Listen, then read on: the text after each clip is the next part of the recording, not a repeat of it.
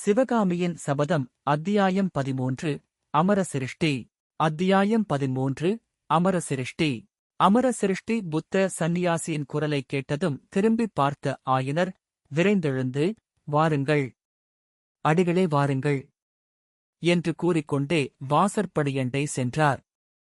சிவகாமி அவசரமாக எழுந்து அருகிலிருந்த தூணைப் பிடித்துக் கொண்டு நின்றாள். உள்ளே பிரவேசித்த சந்நியாசி நாலாபுறமும் சுற்றிப் பார்த்துவிட்டு, ஆயனரே, நான் சென்ற தடவை வந்து போன பின்னர் புதிய சிலைகள் செய்திருக்கிறீர்களோ என்றார். ஆம் சுவாமி, அப்புறம் 12 ஹஸ்த வகைகளை அமைத்திருக்கிறேன். இதோ பாருங்கள், இந்தச் சிலைகளெல்லாம் புதியவை என்றார் ஆயனர்.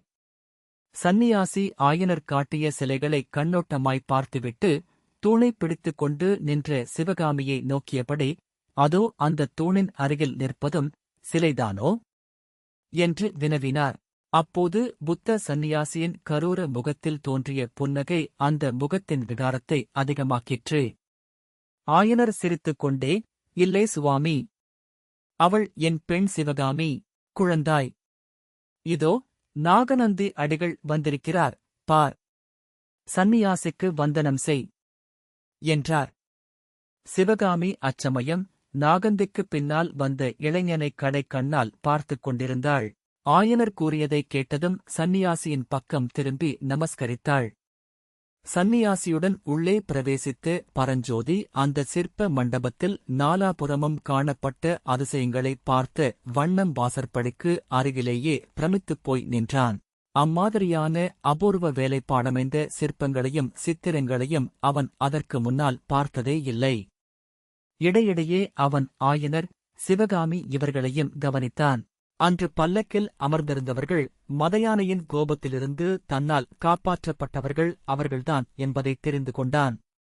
புத்த சந்நியாசியை ஆர்வத்துடன் வரவேற்று அவருடன் பேசிக்கொண்டே சென்ற ஆயனர் பரஞ்சோதியை கவனிக்கவே இல்லை. அவனைத் திரும்பிப் பார்க்கக்கூட இல்லை. ஆனால் தூணருகில் நின்ற அவருடைய மகள் அவ்வப்போது தன்னை கடைக்கண்ணால் கவனிப்பதை பரஞ்சோதி தெரிந்து கொண்டான். நடனத்துக்குரிய வஸ்திரம் ஆபரணங்களை அணிந்து நின்ற சிவகாமியின் நவம்பர் யௌவன சௌந்தரியத்தின் ஒளி பரஞ்சோதியின் கண்களை கூசச் செய்தது. கிராமாந்தரத்தில் பிறந்து வளர்ந்தவனும் இயற்கையில் சங்கோசமுடையவனும் தாயைத் தவிர வேறு பெண்களுடன் பழகி அறியாதவனுமான பரஞ்சோதியினால் சிவகாமியின் முகத்தை ஏறிட்டு பார்க்க முடியவில்லை.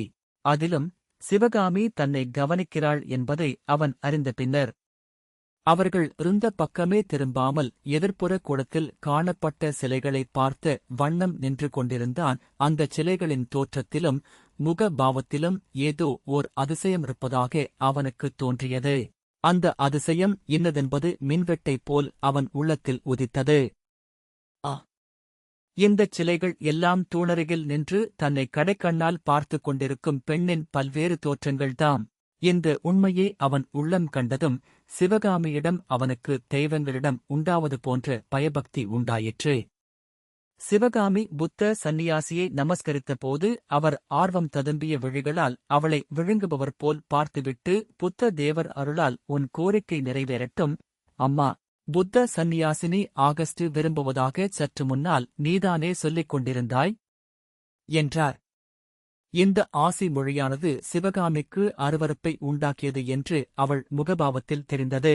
ஆயனருக்கும் அது பிடிக்கவில்லை என்பது அவருடைய வார்த்தைகளில் வெளியாயிற்று. அடிகளே, குழந்தை ஏதோ வேடிக்கையாகச் சொல்லிக் கொண்டிருந்தாள். 4 நாளைக்கு முன்னால் காஞ்சியில் சிவகாமியின் அரங்கேற்றம் நடந்தது. ஆகா, தாங்கள் அதற்கு இல்லாமல் போய்விட்டீர்களே என்றார் ஆயனர். எல்லாம் கேள்விப்பட்டேன் அரங்கேற்றம், அதற்குப் பின்னால் நடந்தவை எல்லாம் அறிந்து கொண்டேன். உங்களுக்கு பெரிய ஆபத்து வந்ததாமே? மதயானையின் கோபத்துக்கு தப்பினீர்களாமே என்றார் சந்நியாசி. ஆம் சுவாமி, ஏதோ தெய்வத்தின் அருள் இருந்தபடியால் தப்பிப் பிழைத்தோம். தங்களுக்கு சாவகாசம்தானே? இன்று உணவு இங்கேயே வைத்துக் கொள்ள வேண்டும் என்று கூறி ஆயனர் சந்நியாசியின் முகத்தை ஏறிட்டுப் பார்த்தார். ஆகா, எனக்குச் சாவகாசந்தான். இன்றைக்கு தங்கள் கிருஹத்திலே உணவு என்று எண்ணிக்கொண்டுதான் வந்தேன்.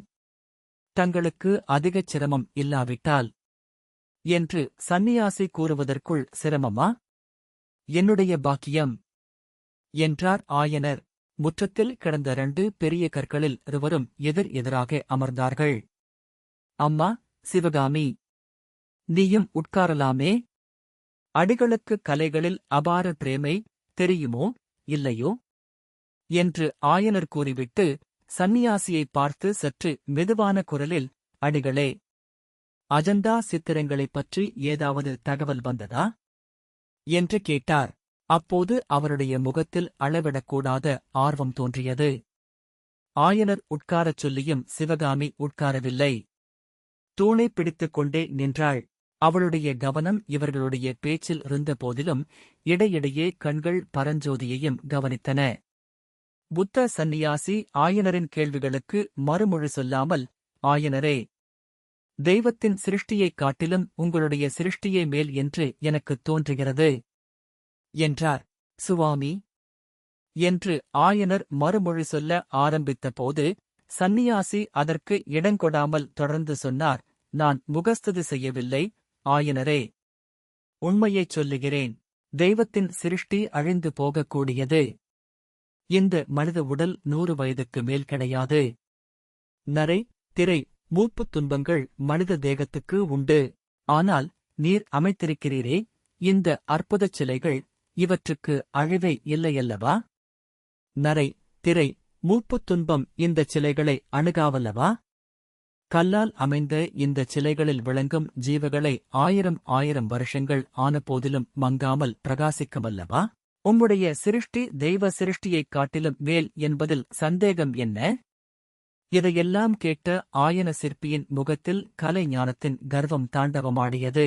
அடிகளே, தாங்கள் சொல்லும் பெருமை எல்லாம் சிவகாமிக்கே சேரும். நடனக் கலையில் அவள் இவ்வளவு அற்புத தேர்ச்சி அடைந்திராவிட்டால் இந்தச் சிலை வடிவங்களை நான் எப்படி அமைத்திருக்க முடியும்? ஆஹா! குழந்தையின் அரங்கேற்றத்துக்கு நீங்கள் இல்லாமல் போய்விட்டீர்களே! ருத்ராச்சாரியார் பிரமித்து ஸ்தம்பித்து நின்றுவிட்டார். அன்றைக்கு 2 பேர் இல்லாமல் போனதாலேதான் எனக்கு வருத்தம்.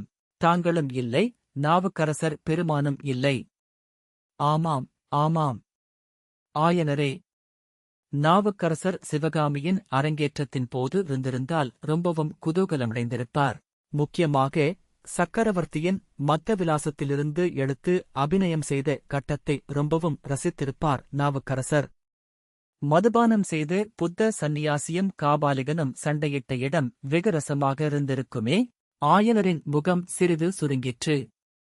சுவாமி, ஹாஸ்ய ரசத்தைக் காட்டுவதற்காக அந்த விஷயத்தை சிவகாமி எடுத்துக்கொண்டாள். மற்றபடி அவளுக்கு மகான்களாகிய புத்த சந்நியாசிகளைப் பரிகசிக்கும் எண்ணம் கொஞ்சமும் இல்லை என்றார். மகா ரசிகரும் சகல கலைகளிலும் வல்லவருமான மகேந்திரவர்ம சக்கரவர்த்தி ஜைனராயிருந்தபோது மத்த விலாசம் என்னும் ஹாஸ்ய நாடகத்தை இயற்றியிருந்தார். அதில் காபாலிகர்களும் புத்த சந்நியாசிகளும் பெருங்கேலிக்கு உள்ளாக்கப்பட்டிருந்தார்கள். அந்த நாடகத்தில் ஒரு பகுதியை சிவகாமி அபிநயத்துக்கு விஷயமாக எடுத்துக் கொண்டிருந்தாள். அதைக் குறித்துத்தான் மேற்கண்ட பேச்சு நடந்தது. பின்னர் சந்நியாசி சொன்னார், வாஸ்தவந்தான், ஹாஸ்ய ரசத்தை அபிநயித்துக் காட்ட மிகவும் பொருத்தமான சம்பவம். காபாலிகன் புத்த சந்நியாசியின் தலைக்குடுமியை பிடிக்கப் பார்த்து முட்டைத் தலையை தடவிவிட்டு கீழே விழும் கட்டத்தில் ஹாஸ்யரசம் ததும்பியிருக்கும். ஆனால் சபையோர் சிரித்து முடிவதற்குள்ளே ஏதோ யுத்தத்தைப் பற்றிய செய்தி வந்து சக்கரவர்த்தி எழுந்து போய்விட்டாராமே. சபையும் கலைந்துவிட்டதாமே. ஆமாம், ஆமாம். அதுதான் சற்று மனக்கிலேசத்தை அளித்தது. அதனாலேயே சிவகாமி கூட 4 நாளாக உற்சாகமில்லாமல் இருந்தாள்.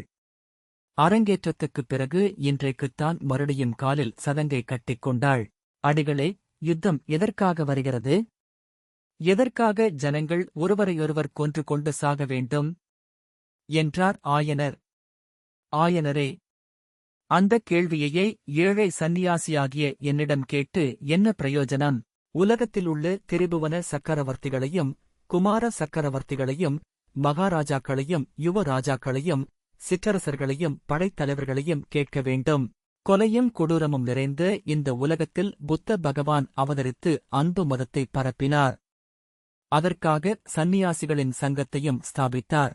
அந்த புத்த சந்நியாசிகளை ராஜசபைகளில் பரிகசித்து சிரிக்கும் காலம் இது. யுத்தம் ஏன் வருகிறது என்று என்னை கேட்டு என்ன பயன்? அந்த பொல்லாத புத்த சந்நியாசியிடம் பேச்சு யுத்தத்தில் அகப்பட்டுக் கொண்டு தன் தந்தை திணறுவதை சிவகாமி அறிந்தாள். அவளுடைய கண்களில் கோபக்கனல் வீசிற்று.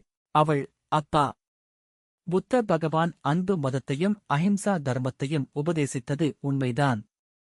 ஆனால் இந்தக் காலத்தில் அந்த புத்த பகவானுடைய பெயரைச் சொல்லிக் கொண்டு போலி சந்நியாசிகள் தோன்றி மக்களை வஞ்சித்து ஏமாற்றி வருகிறார்கள். அதனால்தான் யுத்தம் முதலிய விபரீதங்கள் வருகின்றன என்றாள். ஆயனருக்கு இதேதடா வம்பு என்று தோன்றியது. அங்கிருந்து சிவகாமியை எப்படியாவது அனுப்பிவிட எண்ணி அவளை இரக்கம் தோன்றப் பார்த்து, குழந்தாய் சிவகாமி, நீ வேணுமானால் உள்ளே அத்தையிடம் போய் என்று ஏதோ சொல்ல ஆரம்பித்தார். அதற்குள் நாகநந்தி, ஆயனரே, நான் தோற்றேன். சிவகாமி மிகவும் புத்திசாலி. அவள் சொல்லியதில் ரொம்பவும் உண்மையிருக்கிறது என்றார். அவருடைய கரூர முகத்தில் மறுபடியும் ஒரு கண நேரம் விசித்திரமான புன்னகை காணப்பட்டது. பேச்சை வேறு வழியில் திருப்பியாக வேண்டுமென்று ஆயனர் கருதிச் சற்று முற்றும் பார்த்தார். அப்போது அவருடைய பார்வை அம்மண்டபத்தின் இன்னொரு பக்கத்தில் சிலைகளையும் சித்திரங்களையும் பார்த்துக் கொண்டு நின்ற பரஞ்சோதியின் மேல் விழுந்தது. சுவாமி, அந்தப் பிள்ளை யார்? உங்களுடைய சீடனா என்று கேட்டார் ஆயனர். தொடர்ந்து பார்ப்போம். சிவகாமியின் சபதம்.